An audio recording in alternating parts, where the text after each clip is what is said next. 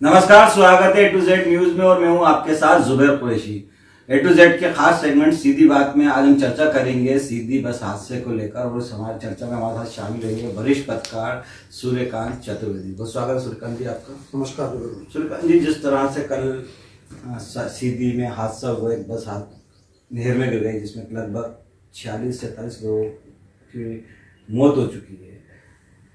ये सीधी जो है वहाँ पर ये लगातार हादसे होते हैं, ये तीसरा हादसा है और लगभग हर कई बीच में इस तरह की घटनाएं होती रहती है, लेकिन सरकार इन हादसों को रोकने में नाकाम साबित हो रही है। क्या मानते हैं इस हादसे की खास वजह क्या है? जुबैर भाई, आपको बता दें, इस हादसे में अब तक जो मौतों की खबर है वो 52 मौतें हो चुकी हैं। उसकी सरकार द्वारा अधिकृत घोषणा भी की जा चुकी है। इस तरह के हादसे रोकने के लिए जिम्मेवार 3 विभाग होते हैं। उसमें सबसे पहले परिवहन, फिर आप देखेंगे पुलिस विभाग और उसके अलावा लोक निर्माण विभाग को भी इसमें शामिल किया ही जाना चाहिए। अगर यह तीनों विभाग अपनी जिम्मेदारी पूरी तरह से निर्वहन करें जिम्मेदारियों का, तो इस तरह के हादसों पर रोक लगाई जा सकती है। लेकिन होता क्या है कि तीनों विभाग लापरवाह बने रहते हैं।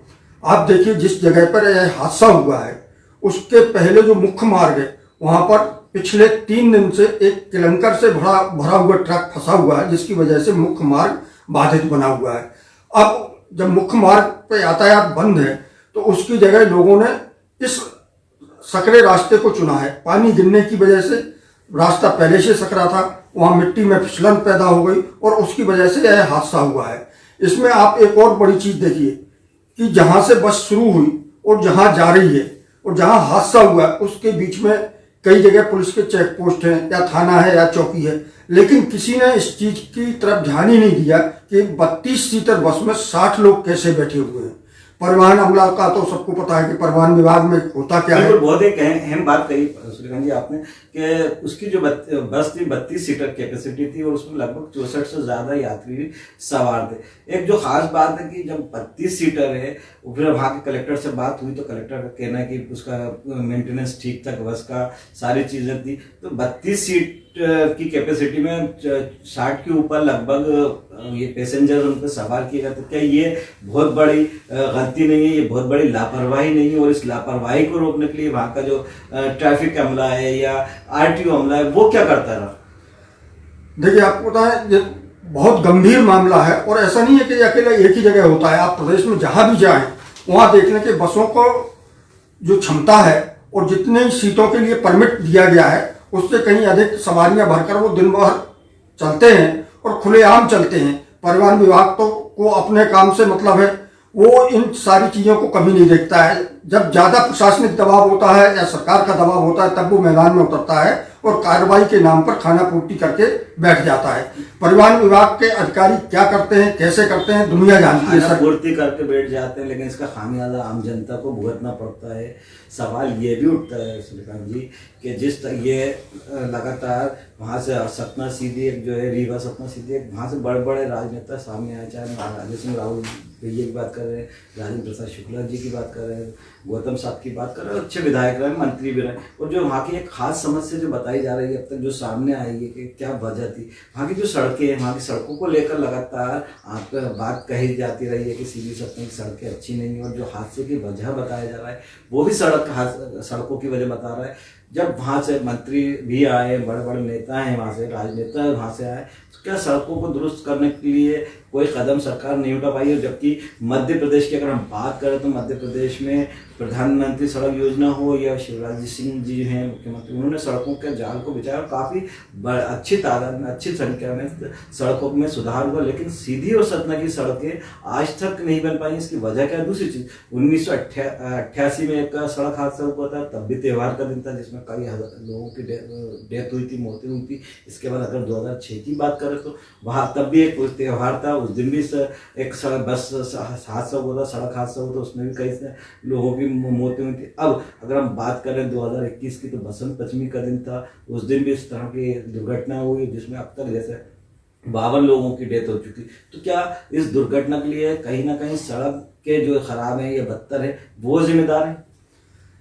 देखिए जोर भाई, सड़कें तो वहां भी बनी हैं, ऐसा नहीं है कि सड़कें नहीं बनी हैं, सड़कें बनी, लेकिन वहां पर जो डंपर चलते हैं वो निर्धारित क्षमता से अधिक भरकर चलाए जाते हैं और उसकी वजह से सड़कें जल्दी जर्जर हालत में पहुंच जाती हैं।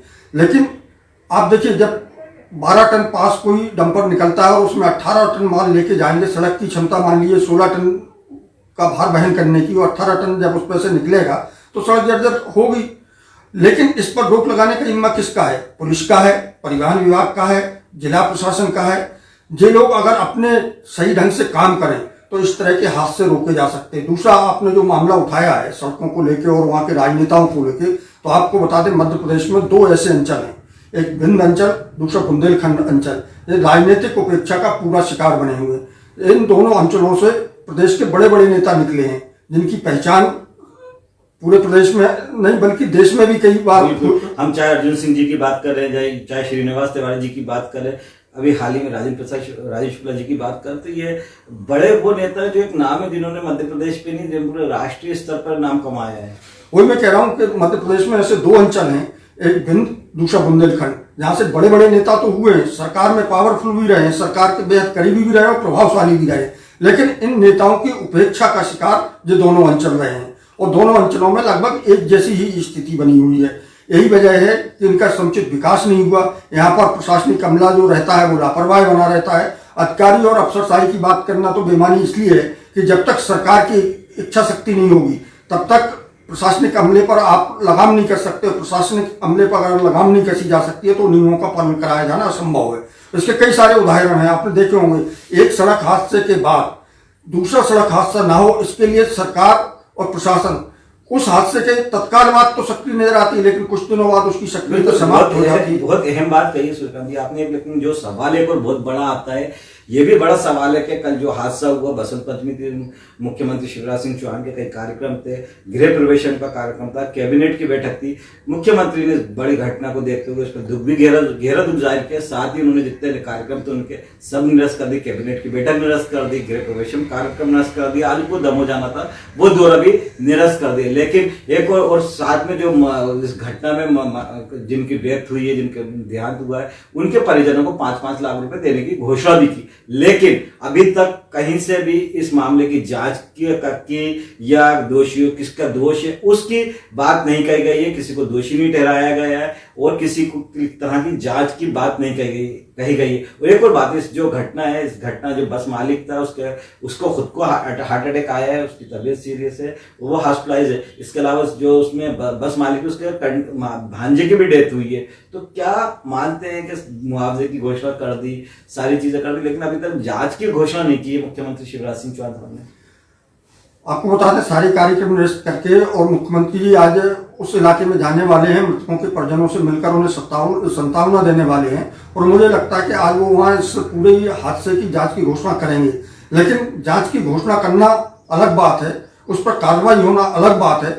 बहुत सारी ऐसी मध्य प्रदेश में दुर्घटनाएं हुई हैं जिसमें आधा सैकड़ा से अधिक लोगों की जाने गई हैं। उसके लिए जांच आयोग भी बने, न्यायिक जांच मजिस्ट्रेटियल जांच के आदेश भी हुए हैं, लेकिन इन जांचों के परिणाम क्या रहे बात उस पर निर्भर करती है। जांचें तो होती हैं, अधिकारियों को कई बार निलंबन भी किया जाता है, लेकिन निलंबन होना अधिकारियों के लिए कोई पनिशमेंट नहीं है।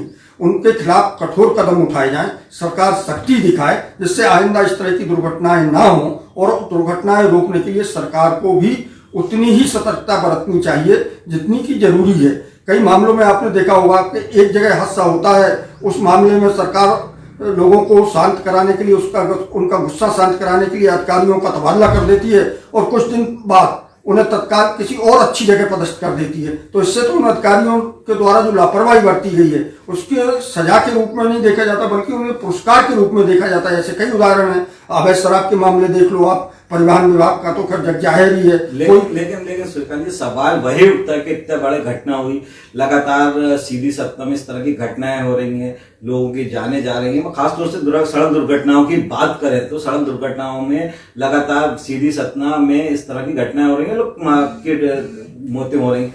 उसके बाद क्या वजह है क्या वजह मानते हैं आपके इन घटनाओं के लिए? आखिर जिम्मेदार कौन है? जो बस हादसा कल हुआ, बस नहर में गिरी, उसमें ज्यादातर युवा लोग थे, युवा पीढ़ी थी। कोई एग्जाम देने जा रहा था। अपने अगर मृतकों की लिस्ट देखें तो ज्यादातर 20 से 25 साल के लोग ज्यादा शामिल थे, यात्री ज्यादा शामिल थे। तो आखिर ये कब तक इस तरह की घटनाएं होती रहेंगी? कब तक लोग अपनी जान गंवाते रहेंगे? और सरकार या जो प्रशासन है वो कब तक अपनी जिम्मेदारियों से मुंह मोड़ता रहेगा? देखिए, जब तक सरकार इन मामलों में दोषी पाए जाने वाले या लापरवाह लोगों के अफसरों के खिलाफ कड़ी कार्रवाई नहीं करेगी, तब तक इस तरह की घटनाएं, दुर्घटनाएं होती रहेंगी। आपको मैंने उदाहरण सहित बताया है। बाकी रही बात युवा पीढ़ी की, तो स्वाभाविक रूप से अगर यातायात के अच्छी व्यवस्थित साधन हो तो लोग सुविधा के, उन्हें तो भुगतान किराए के रूप में उन्हें इस बस को भी करना है, दूसरी बस को भी करेंगे, तो वो निश्चित रूप से एक बस में बिल्कुल भूसे चारे की तरह भरने की जगह दूसरी बस का भी सहारा लेंगे। लेकिन कई जगह यातायात के साधन उतने सहज और उपलब्ध नहीं होते हैं, एक चीज। दूसरी चीज ये है कि अधिकांश जो सड़क हादसे अपने प्रदेश में होते हैं या देश भर में होते हैं, वो होते हैं जर्जर सड़कों की वजह से। कहीं संकेतक नहीं लगे हैं, तो कहीं गड्ढों बन गए हैं सड़कों पे बड़े बड़े। तो इस तरह के जो हादसे होते हैं उसके लिए जिम्मेवारी आखिर किसकी है? जो उस सड़कों का मेंटेनेंस करती है या उस विभाग के अफसरों की, अगर उन्होंने पीपी मोड में बनाया। जर्जर सड़कें एक वजह हो सकती है, एक रीजन हो सकती है, एक कारण हो सकती है। लेकिन जिस तरह से अगर हम ओवरलोडिंग की बात करें तो मध्य प्रदेश में हम देखते हैं कि किस तरह से गाड़ियों में ओवरलोडिंग की जाती है। चाहे कोई भी हमला हो, जो इस ओवरलोडिंग को रोकने में पार्ट रोल प्ले करता है या निभाती, जिसकी जिम्मेदारी, वो अपनी जिम्मेदारी पूरी नहीं कर पा रहा। आज जितने भी सड़क दुर्घटनाएं होती हैं या बस दुर्घटनाओं की शिकार होती हैं, उसमें अक्सर ये देखने को मिलता है कि ज्यादातर ओवरलोडिंग एक वजह रही है, ओवरलोडिंग एक कारण रही है। अगर एक कैपेसिटी किसी बस की 32 सीटर है तो उसमें अगर आप 60-64 लोग भरोगे, डबल कैपेसिटी से भरोगे, तो उसके लिए भी तो कुछ रोकथाम होनी चाहिए। उसके लिए उसको रोकने के लिए तो कदम उठाने चाहिए। अक्सर ये देखने में आता है जब भी इस तरह की कोई घटना होती है तो ओवरलोडिंग भी एक वजह रहती है। देखिए, इस मामले में संयुक्त रूप से दो विभागों की जिम्मेवारी होती है। एक पुलिस विभाग हो गया, दूसरा परिवहन विभाग हो गया। ना तो पुलिस विभाग इसमें कोई कार्रवाई करता है और ना परिवहन विभाग करता है। पुलिस विभाग सिर्फ और सिर्फ यातायात सुगम और यात्रियों की सुविधा को दरकिनार करते हुए सिर्फ चालान वसूली का काम करती है। परिवहन विभाग के अफसर क्या करते हैं वो सब जग जाहिर है। परिवहन विभाग के अफसर कभी केबिनों से निकलते नहीं है। जब उनका सप्ताह होता है या वसूली करनी होती है उस समय जरूर सड़कों पर दिखते हैं, बाकी समय वो अपने केबिन में बैठे रहते हैं और केबिन में भी उनसे आम आदमी का मिलना बड़ा मुश्किल होता है। तो इस तरह के जब अधिकारियों की मानसिकता होगी तो फिर आप समझ सकते हैं सरकार जरूर सुशासन पर जोर दे रही है। सरकार चाहती है कि जनता को सुविधा मिले, लेकिन सरकार में बैठे ही कुछ लोग नहीं चाहते कि इस तरह का कुछ हो। यही वजह है कि ऐसे लोगों के खिलाफ कार्रवाई हो नहीं पाती है। जब बड़ी घटना दुर्घटना हो जाती है, लोगों की जानें चली जाती हैं, तब उनका लाइसेंस निरस्त किया जाता है, उनका परमिट रद्द किया जाता है परिवहन विभाग द्वारा। तो पहले क्यों नहीं सड़कों पर हमला दिखता है? पहले क्यों नहीं चेकिंग की जाती है? और फिर आप देखिए कि एक बस जो भोपाल से मान लीजिए इंदौर जा रही है, उस बीच में अगर 250 किलोमीटर का सफर कर रही है तो कितने थाने मिलते हैं, कितने पुलिस के चेक पॉइंट मिलते हैं, कितना परिवहन विभाग का अमला जहाँ तैनात है उनका चेक पोस्ट मिलता है। आखिर इन सारी जगहों पर कार्रवाई क्यों नहीं की जाती है? अगर नहीं होती है तो इस वहां से लेके यहाँ तक के जिम्मेदार लोगों के खिलाफ एक जिम्मेदारी तय की जानी चाहिए और उनके खिलाफ कड़ी से कड़ी कार्रवाई होनी चाहिए। बिल्कुल जिम्मेदारी तय की जानी चाहिए और जिम्मेदारी तय करना जरूरी। आज हम भी इस हादसा हुआ तो उसके बाद चर्चा कर रहे हैं, लेकिन कहीं ना कहीं हम लोग भी अपनी जिम्मेदारी से मुंह मोड़ते हैं। जब भी इस तरह के ओवरलोडिंग देखते हैं तो शायद हम लोग भी इस मामले को नजरअंदाज कर देते हैं। और शायद कई बार ऐसा मौका भी आया होगा कि हम लोग भी कहीं जाते होंगे तो ओवरलोडिंग में ही जाते होंगे। तो सवाल ये उठता है कि सड़क जो है एक वजह है, लेकिन जिस तरह से ओवरलोडिंग है और ये जो अमला है, सरकारी अमला जो वो नजरअंदाज करता है, वो जब तक उस पर कंट्रोल नहीं किया जाएगा, ओवरलोडिंग नहीं रोकी जाएगी, तब तक इस तरह के हादसे लगातार सामने आते रहेंगे। एक आखिरी सवाल सीधी बात में आपसे क्या एक मेन रीजन क्या है कि किस तरह से इन सड़क हादसों को रोका जा सकता है और इसको किस तरह से नियंत्रित किया जा सकता है? देखिए, जिन विभागों की जिम्मेवारी है उन विभागों के अफसर अगर पूरी तन्मयता से अपनी जिम्मेदारी का निर्वहन करते हुए काम करें तो इस तरह के सड़क हादसे नहीं हो सकते हैं। इसका उदाहरण आपकी सीधी की दुर्घटना है। अगर वहां पर 3 दिन से क्लैंकर का भरा हुआ डंपर रोड पर खड़ा है और जिसकी वजह से सड़क जाम है, तो उसके लिए दोषी कौन है? अगर वहां का यातायात पुलिस का अमला, पुलिस यातायात परिवहन का अमला या जिला प्रशासन का अमला उस डंपर को हटवा देता तो जरूरी नहीं है कि वहीं से बस निकलती, बस फिर मुख्य मार्ग से ही जाती। जब मुख्य मार्ग से बस जाती तो निश्चित रूप से सड़क हादसा नहीं होता। आखिर 3 दिन तक डंपर का ना हटाया जाना प्रशासन की अकर्मण्यता नहीं दिखाता है तो क्या है? और ऐसा नहीं है कि वहां के जनप्रतिनिधियों के संज्ञान में इस तरह की चीज नहीं आई होगी, उनके भी नजर में आई होगी। तो जनप्रतिनिधियों को भी सजग रहना होगा और अधिकारियों को भी अपने कर्तव्यों का पालन करना होगा, तब इस तरह के सड़क हादसों पर रोक लग सकती है। अन्यथा जनता है, जनता हादसे का शिकार होती है, 2 दिन लोग आंसू बहाते, संवेदनाएं व्यक्त करते हैं और उसके बाद उसे भूल जाते हैं। बिल्कुल, बहुत सही बात की है कि जिसकी जिम्मेदारी, उसको अपनी जिम्मेदारी पूरी ईमानदारी से, पूरी निष्ठा के साथ निभानी पड़ेगी। अगर हादसा होता है और कोई चीज होने को कोई टाल नहीं सकता, ये बात भी बिल्कुल जायज है। अगर कोई होनी होती है तो अनहोनी को कोई टाल नहीं सकता, लेकिन अपनी जिम्मेदारी को कर्तव्य का पालन करके, अपनी जिम्मेदारी के ईमानदारी से पालन करके अगर इन कुछ हादसों को रोका जा सकता है। जिस तरह से सूर्यकांत जी ने कहा कि वो एक डंपर पिछले 3 दिन से वहां पर पड़ा हुआ था, जिसकी वजह से रोड जाम था, सड़क जाम थी, जिसकी वजह से उसको बस ड्राइवर को दूसरे रास्ते से जाना पड़ा। अगर वो रास्ता क्लियर होता तो शायद ये ड्राइवर को सकरे मार्ग से जाना नहीं पड़ता और शायद ये हादसा होने से बचाया जा सकता था। कहीं ना कहीं प्रशासन की जिम्मेदारी है और प्रशासन को अपनी जिम्मेदारी माननी पड़ेगी। और मुख्यमंत्री शिवराज सिंह चौहान भले ही 5-5 लाख की आर्थिक सहायता की घोषणा कर चुके हैं, सारे प्रोग्राम निरस्त कर चुके हैं, लेकिन जो जिम्मेदार है इस हादसे की, उनके खिलाफ भी उन्हें कठोर कार्रवाई करनी पड़ेगी। आपको ये हमारा प्रोग्राम कैसा लगा ये जरूर कमेंट्स बॉक्स में लिख के बताएं। और अगर आपको ये वीडियो, ये डिबेट, ये चर्चा आपको पसंद आई हो तो इसको शेयर करें, लाइक करें। बाकी फिर मिलेंगे किसी नए सब्जेक्ट के साथ। दीजिए इजाजत, नमस्कार।